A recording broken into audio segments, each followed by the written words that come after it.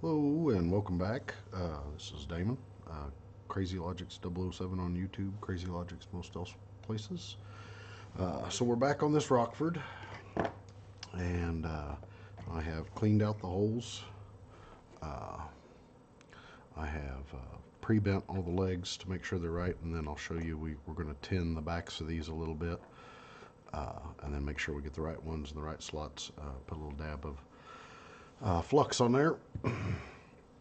But I went ahead and did a hookup. I said once we got these blown ones out, we should be able to test this power supply and everything, and even possibly this channel over here.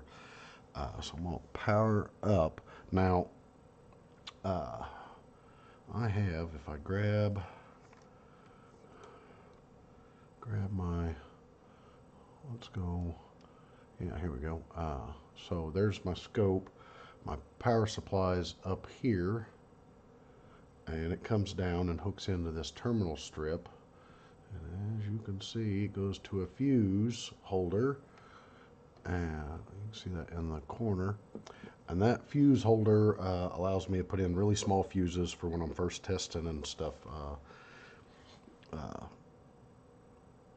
and so just in case something goes wrong, it'll pop that fuse first. The other thing it allows me to do is disconnect the power when I want to do other tests. And there's a really neat thing about Rockford Fosgates that you can do, which is hook up just the ground here and just the remote turn on, and then feed remote turn on. Remember, my remote turn on is through a foot switch here.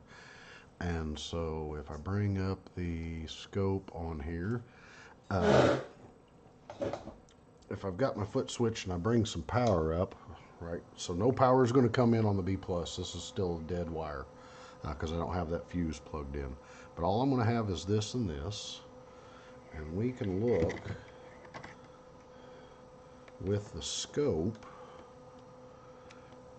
at the drive signal on these on the power supply FETs. So we can go here and we can put our probe on the scope here and apply just, and there you see on that leg, and these are on the gate legs, careful, and we got a good drive on all those FETs. And so you can not have any other power anywhere else on the board, and the Rockfords will actually send power to the TL494 to initially power up the the square drive to the power supply FETs. Now somebody might say, oh well, that's a whole bunch of extra circuitry that your poor remote turn-on's turning on. Well, I'm not sure how far back when it started, or it may be all of them that do it. I'm not an expert by any stretch of the imagination, but once the amp has started producing power and it powers up through the rectifiers and makes line or rail voltage, these voltage regulators on these amps will then, through another diode setup and everything, actually provide a little bit higher power to here than your standard 12 volt, and actually get a little bit stronger drive signal to really make sure it's turned on and off on these FETs. So Rockford temporarily uses the remote turn on, which allows us to do that check, and then they power up through the rest of that, and they just monitor the remote turn on after that. And when the remote turn on goes away, it shuts off the power coming from the additional regulators. So that's kind of a neat feature of Rockford. You can check before really putting real power somewhere that you have drive signal on the excuse me, sorry.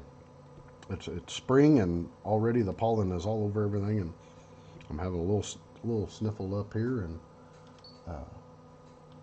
so bear with me if I have to clear my throat a few times. Get a little bit of allergy drainage. So now I'm all set up. I've hooked up the yeah, okay, here we go. Hooked up the power, and so now we can see power has come up on the back here. That'll be the middle leg. And now when I hit the power button, we see the big square wave. So here was the little one, and here comes the big one. And that's good on all of them.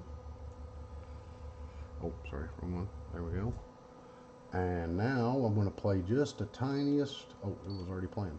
I did not have it paused. Tiniest bit of music. And there it is. That set of channels is working. Of course, that was on this side over here. So now we're going to kill power. And thankfully our RCAs over here survived. We don't need power on there anymore. We're going to carefully disconnect. Oh, that, and you wonder why these get broke. You know, a good connection here, and people are tugging to try to get it off, and it gets broke. But we've got us a reinforcement we're going to add. We'll do that when we're done doing a few other things here. Go ahead and flip this over real careful. These are American Allen screws, and so just so you know, I think they're 10 or 8. I can't remember. I'd have to look it up. I've got it written down, so if I need some, I'd have to look in my little notes section. Get on out of there. So let's go ahead and get all that out of the way. You don't want any power.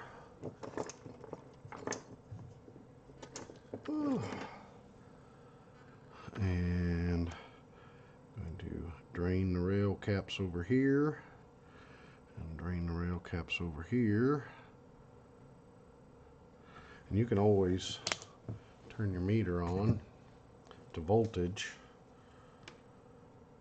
and see if you get anything. We still got about 4.4 volts there and 0.07, so that got good and drained. We'll drain this just a little more, but as long as it's good and drained, then it's safe to go back to soldering.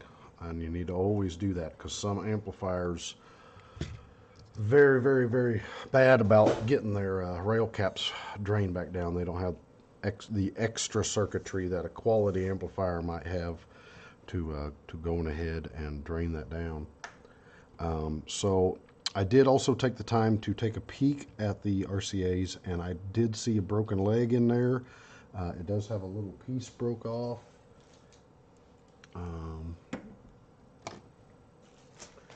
Grab my bag of parts here.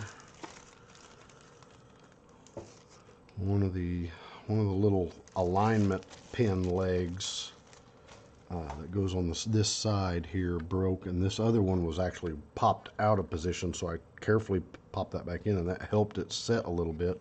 But when I was looking down in it, it actually looks like it's got a broken leg. And let's see if I can get the zoomy doomy cam here. Drop pin. Let's get this. I want to show you the solder joints.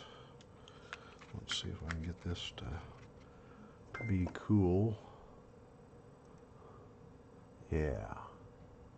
So if you look in there, you can kind of see if we can get this to focus. It's got a crack along where that solder joint is. This one's, see that little hairline crack? On this one, not only is it cracked, but it's a little wallered from where it was pushed all the way back. So we're definitely going to remove this time. I'll probably super glue this in place, and then we'll use some E6000 to help hold it all into place. But we may have to fix some broken ones. It definitely needs the joints all fixed up. I think, if I remember right, when I was looking, one of the middle pins is broke. And so if so, we're going to have to bend us around some small copper, get a good fit into onto this so that it doesn't melt back off when we resolder it and remake us a pin. But before we take all that off, we need to do some of our FETs here. So the way I do the FETs is I've already cleaned up these pads pretty nice here, and so I need a 95 and then a 9540 and then a 540. That's what that is. And looking at this, this is a 540 and a 9540. Now, big tip on Rockfords, when you go looking for replacement FETs that are using the 540s and the 9540s, there is also a 9540N and a 540N. Do not use the N version in Rockford amps. They don't like them.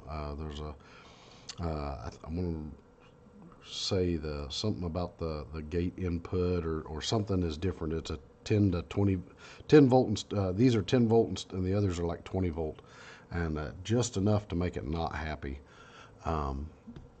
So we've already done our test. We know the power supply is working pretty good. Actually, this channel's still working over here. We're going to need to do add those in, and so to do that, I'm going to flip this over. I'm actually going to line these up over here out of the way in the order that they need to go in. And I probably will stand up here and we will get the amp over to the edge, because I'm going to get my hot air out, and I'll bring you out here just a little bit so you can see it. And then we'll slide down this way.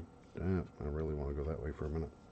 So I'm going to go ahead and heat up my soldering iron. Oh, I'm going to get a little flux. This is not my best flux, but I'm just going to put a little dab in each one. The flux will help keep that joint clean and make it work nice. This is not an electrical connection. This is for heat, and so we're not having to worry about it being a absolutely perfect shiny thing. We want it to be solid where it transfers the heat, so just a tiny bit. But so what I do when I have to put these back in, since this is a lot of heated surface area and so is this, I'll go on ahead and I do them one at a time. Oh, and I actually got messaged by a guy who used to work for Rockford and now does other repairs, and he was really cool. And he was like, "Oh yeah, dude, cut the legs when you take these off." And I was like, "Yeah, I've done that before," and I was trying to salvage it, but cutting the legs is definitely 100% easier than the way I was doing it in the last video. That just ended up being a major waste of time, and that way you can get them off. And then he actually, when he goes to get the soldering iron on there, he'll add extra solder to it so that FET floats up a little better and he can just lift it away. If he's got the whole bank bad or on a mesh strip, he does the hot plate method, which like if you get a pancake, like on Black Friday, if you get a pancake griddle, you can turn those up and you can actually set this plate on it and let the heat slowly rise up enough, and then just lift them all off there, because it'll finally just gently and evenly do that. So that's kind of a secret. I'd mentioned that in the comments of one of Bearvid's, Sam's, one of his videos, and so he ended up using an old frying pan that he had that he wasn't using anymore, and did a bunch of individual single mounts like this that's out of a Class D. And so we just add a little solder to the back here, just kind of get the flow there. And that kind of also preheats it. And then it's going to be hot, so we want to grab it with something. But I've done the bend to where it's nice and in line. And I just get my hot air and we start making a little heat to it. Remember, we're going to kind of heat the whole thing around. We don't want it to get too hot in one spot right off the bat because of thermal expansion. I'm going to go ahead and make sure my iron's good and clean. And now that we've got some heat spread all over it, we're going to focus on getting that sucker in there. And there's different ways to put these back on. There's even a way to use your power supply with a 1157 taillight light bulb. And it's just now getting hot enough to kind of stick, but we want it to be liquidy. Need a little drop of solder on here to help with the heat transfer.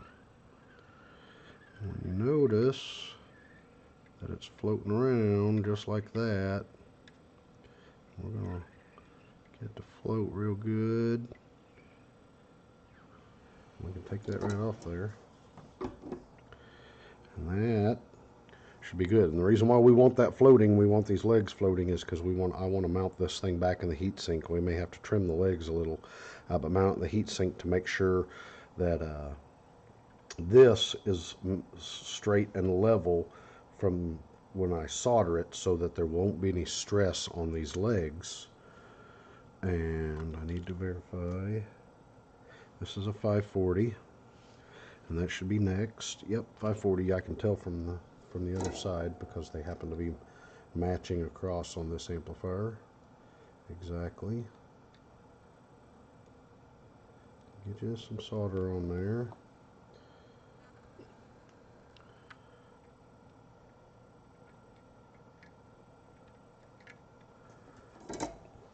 You can't do that left-handed for nothing. And be careful, that strip will be getting hot from where you've heated it.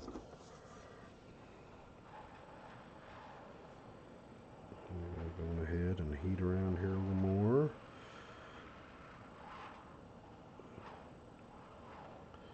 And your soldering iron's doing most of it, but your heater behind it is helping, and it helps keep the temperature from dropping too fast, so it can kind of float into place. If you've ever done hot air rework, you'll know that sometimes the chip just jumps into place when you're using hot air, and it's going to a solder pad. Need a little drop of solder there. Thermal, there we go. That little tiny bit of solder there helps it get thermally. Now once it starts sliding, we know we're good. Get a little more heat to it, and it should just line up real nice. Next one should be a 9. My eyes, if I grab my glasses, it'd probably help. My little cheater magnifiers here. This is a 9540. That's what's next.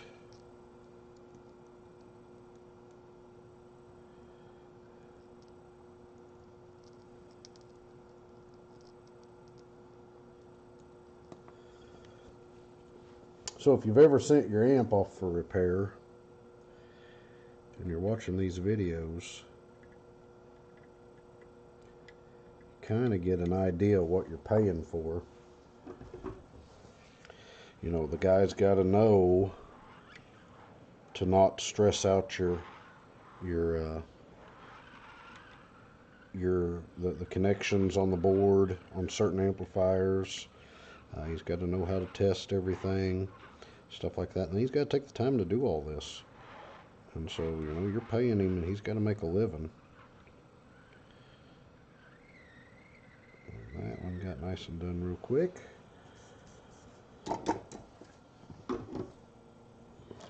And this last one should be a 540, and it is. A little solder on there.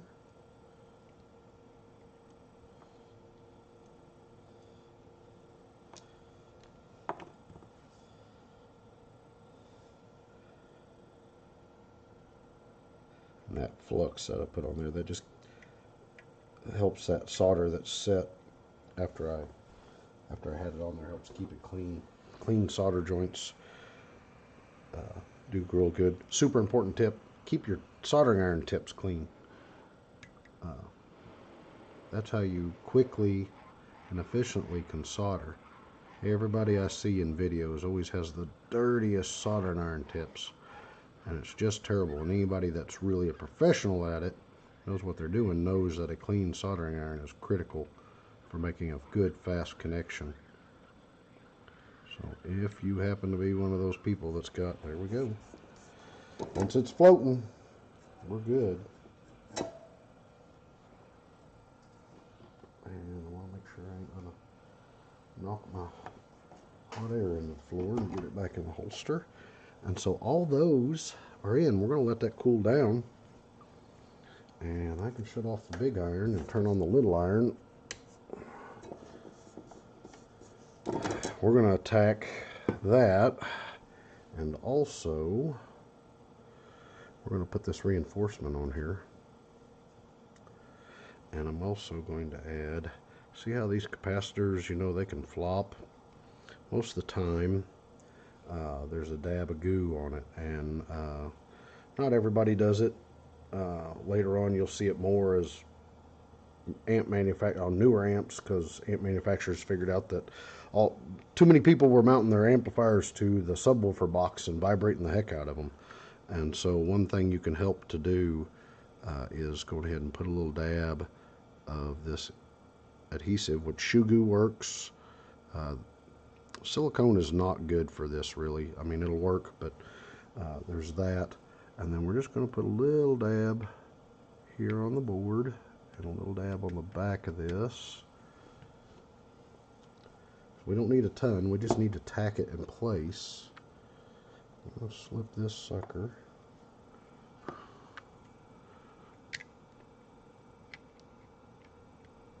right into place. And now, all of a sudden, we got this nice, strong strength that keeps that from wobbling back and forth and breaking, especially on this 800 thousandths long one. I found the part numbers for it, but I ain't found anybody that stocks it. So I can get some if I'm wanting to order, you know, like 5,000 or 10,000 or something like that, but not really got the need for that many of them, so I haven't found anybody with them in stock yet. So we're going to flip this over, and you should be able to see the legs there, but we are going to, like I said, when we mount this, those legs are floating, and we'll get that exact height, and we'll tack it from the other side. We'll put one little, we'll get this like the middle or one of the legs there to keep that all flat and level.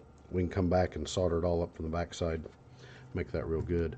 But let's get after adding some solder. Let's readjust now that we're no longer off the edge of the workbench, and I can actually get set back down here so I can see what I'm doing. Oh, and we are at 22 minutes. I try to keep these at 30 minutes, whether they're edited or what. So I think we got enough time. Let's see. Oh, one thing you need to check when you desolder any FETs or solder in any FETs, you need to go back before you ever do any power up like we did, and make sure you can test with your multimeter on diode setting, but test between each of the pads and make sure you don't have a solder bridge, because they can be super tiny, you can't even notice. And if you look at this amp, how close those things are, and you look at any amp, it's real easy to get a little tiny wisp of solder across there and not realize it, and bam, all of a sudden you'll have a dead short over here and cause all kinds of havoc, blowing stuff up and everything. So always when you do FETs, check for solder bridges and stuff. After you've unsoldered it, clean them all up, and then check for those solder bridges, because you don't want any. And then after you've resoldered this stuff in, you'll want to check for bridges. So we're going to add, you see where I was talking about, this is the hole where that one is broke out, and we're going to re-glue it, and then this one doesn't fit through there. So we're going to see what it looks like when we take it all out. But we're going to go ahead and add some fresh solder, and I can see this one's all cracked and everything, and that may be the broken one. I think it is. Let's see about just getting a hold of, yep, see, when that got smacked,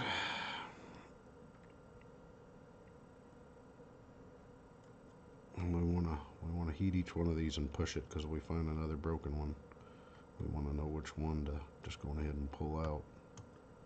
But what we're doing is making sure if this has got, and well, that one may be broke too. Yep. So see, there's an issue where we noticed at the beginning of the amplifier repair, by doing our inspection, we noticed that these were not perfect. And I think this one, yep, it's broke too. Look at there, 3 of them out of there. Now you can order this replacement probably through some of the electrical parts places and stuff. I know I've even seen it on eBay. I'm not a big fan of ordering stuff on eBay. If you're going to end up having to order, you know, stuff, but you could just order that as it is anyway from wherever you're ordering your FETs and stuff from. Sometimes some of these things are unique and hard to find, and eBay is the only place, you know. Sometimes an eBay buyer will, since this is maybe not normally in stock, like we were talking about, this leg is not in stock. Sometimes an eBay person, you know, they've been doing this enough, they use a bunch of them or whatever, so maybe there's the minimum orders 200 of these or whatever, and they go, well, I fix amps, and so I'm going to need 50 of them for my inventory. But so he went ahead and ordered the 200, and then he sells them off, you know, to people all around the country and maybe around the world or whatever, you know, at enough profit to help pay back for what he's got, keeping it in inventory and shipping and all that. So sometimes you can find good things on eBay. I'm not a huge fan. Never buy MOSFETs on there unless you somehow personally know the person is not a scam artist, because on eBay you end up with a lot of FETs that are actually counterfeit, and I always buy every FET from either DigiKey, Mauser, Arrow Supply here in the States. Like over in Britain, it would be like R&S. There's other places, just Newark. Just make sure you get your FETs from a reputable buyer. That's a certified supplier of your FET, because you're going to be sorry if you don't. You'll get a fake FET where they've sanded off the original one, and they've re-etched it with junk. And this one right here, well, they may all be loose here, I'm not sure. Yep, it needs a little more.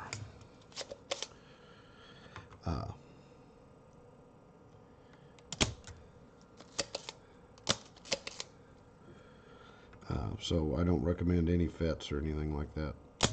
Buying big items, you know, solid pieces of metal kind of stuff, that's probably okay. There are a few reputable sellers in car audio stuff out there that you can get some parts. Sometimes that's the only way you can get certain terminals and stuff like that. So if somebody's selling them off an amp that was completely burnt up, and they're selling the good parts out of it so that you can redo it. There's some of these mesh strips sometimes on there, but you need to inspect them and look and make sure the numbers match up, and that the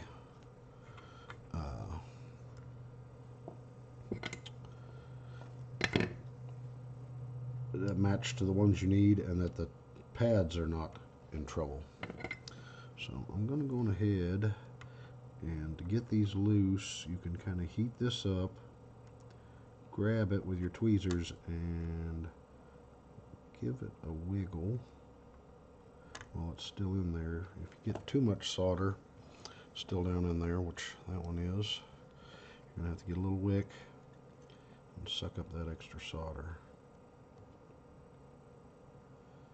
And this is the tedious, boring part. This is why techs get paid good. They know to clean all this stuff up. They don't want to pull any vias.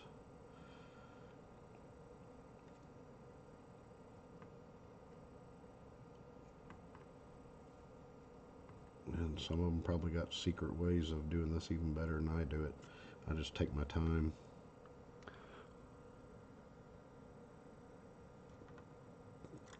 Clean it all up, and then what you're looking to do is get them to where sometimes you have to add a little heat, get a little wiggle. I like to keep see if you can keep wiggling it in the hole. It looks like Rockford made their hole size on these just exactly the size of this pin, so these may be a little harder to wiggle free. So Apply a little downward pressure on this RCA and see if this will slip down some, and then we go to the next one and do it a little.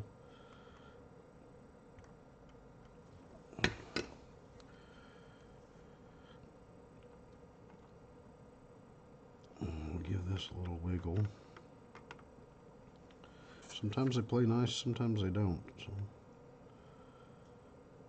I'm looking for them to stay. It's like, see, this one's wiggling in the hole just a little bit. That's what we're looking for. We just want to get it. There we go. I've got this one wiggling in the hole, that one, that one, that one. We're going to heat this one back up and get it wiggling, and just keep wiggling when it cools back off. What we're doing is not letting that solder solidify, still attached. And then once you've got them all wiggling like that, give it a wiggle for a few seconds to make sure, and then a lot of times you can just kind of wiggle it on down. And that snapping sound is there, that little pin. But you know it's not held on by solder then. And these are tight in the holes, and there's a lot of holes, so you got to be real careful. If it gets too much force, go ahead and add a little more heat, but it'll eventually just kind of wiggle its way real gently. And you notice there's nothing on these that would show a little bitty tight tube around it, and that would be the via that's pressed that connects the top and bottom board, and that was the goal. But you see on all these, like this one's broke. Oh, let's see, can you see here? I got to look up on my screen to see what you can see. So this is where, right here, is where each one of those legs were, and even this one's kind of popped up and pulled out of the plastic, so we're gonna have to get that back down. But what we'll do is we'll wrap a little wire around this and bring it out right where that one was, and we'll give it a dab of solder here.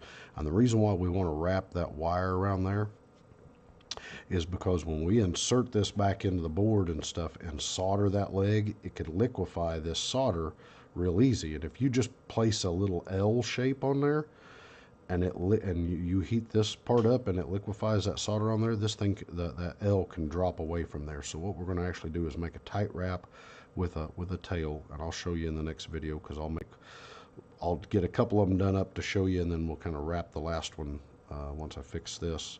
But we're at the 32-minute mark, so that'll be in the next video. But that keeps those from falling off, makes a really high quality connection, and we can reuse this. We'll clean it up a little bit, and then I'll make sure that everything else is good. I'll re-glue this piece in.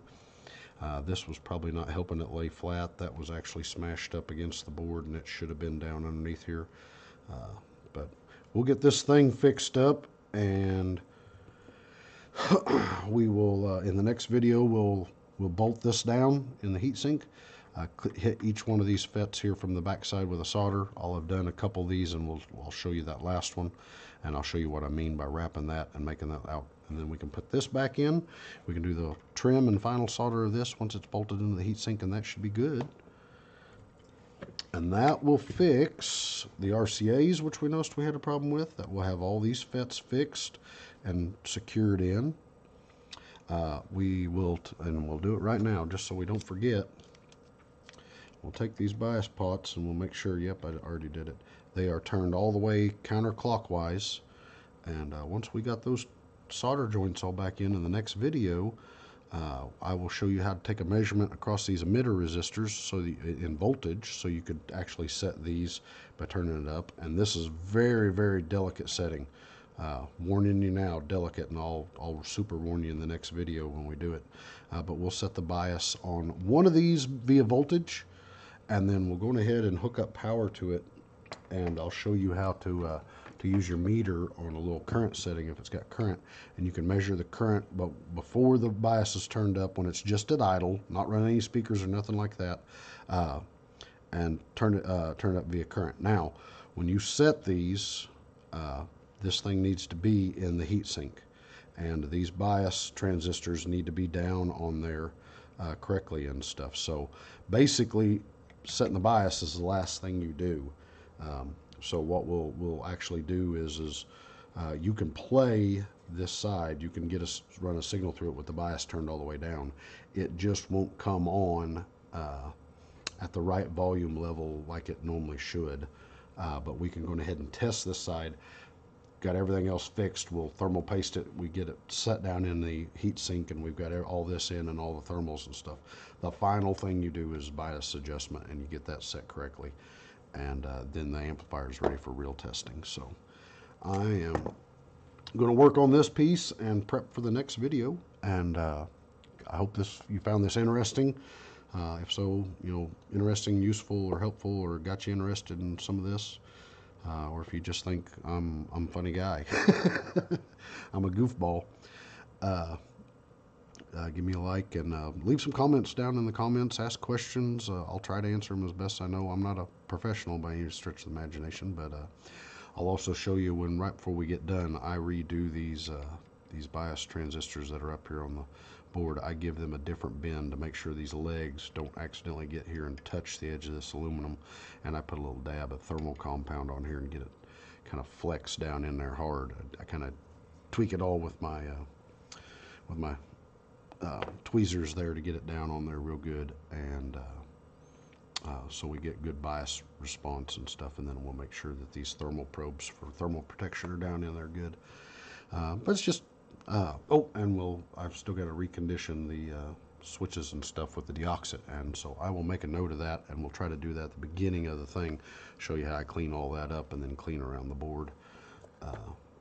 But that should get us good. We've kind of dabbed these together to give them a little more stability. We've reinforced this, and we're getting close. One more video, I would hope. If we jam and we get all this in, we'll be we can thermal paste this sucker and put her back in and set the biases, and then this thing will be ready for final. So appreciate it as always. Subscribe if you would, and you'll be able to get notifications if you click that little bell thingy. You probably figured it out. 100 million people on YouTube's explain it to you, trying to get you to click it and all that stuff. But that way you do get a notification when the next video comes up, and if you're interested in these Rockfords and some of this other old school, or the new ones that I'm going to do eventually too. So, and then I've got some old footage too that we'll go over. I'll probably do little intros on it and stuff, and you'll know it's old footage. It'll have some older setup. But like I said, thanks a bunch, and be good.